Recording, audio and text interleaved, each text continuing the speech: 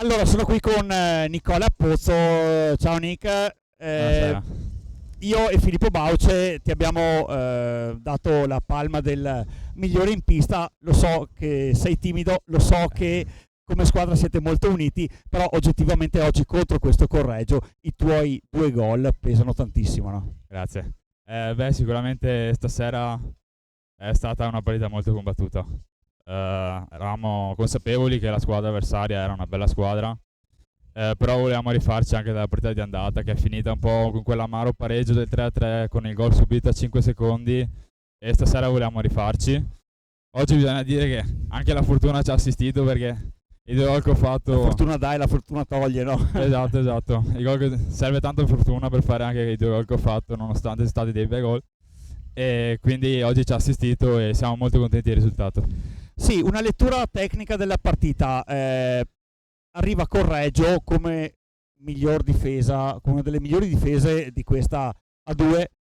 Ha preso oggettivamente pochissimi gol, non ha avuto grossi bomber che supportassero anche più appunto un saldo retti positivo, però già fare i conti con una difesa di questo tipo penso per voi sia stato difficile. Nel primo tempo ce ne siamo accorti, poi invece nella seconda frazione di gioco cosa è successo?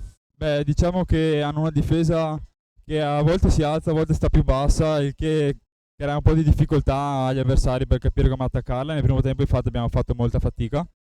Nel secondo tempo abbiamo provato uno schema nuovo che abbiamo provato in settimana e bisogna dire che ha funzionato abbastanza. Abbiamo trovato i tempi giusti anch'io per uscire dietro porta, i miei compagni per passarmi la palla, per girare la palla qua a metà campo, farli alzare e poi attaccare una volta che si sono alzati.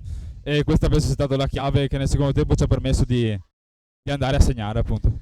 Ecco, operazione aggancio riuscita perché salite a 14 punti in classifica. Probabilmente chi vi ha visto dalle prime partite di Coppa Italia probabilmente adesso griderebbe al miracolo, perché fondamentalmente non c'era un gran gioco, ma oggettivamente non avevate mai giocato assieme. Questo Montecchio dove può arrivare? Non dirmi playoff perché non ci sono quest'anno, però che quartieri vedrete qui del Palevaccari? Case popolari oppure Diciamo, una vista a mare più nobile? diciamo che non si guarda tanto ai punti classifica, noi guardiamo di partita in partita e per noi l'obiettivo è vincere tutte. Bene.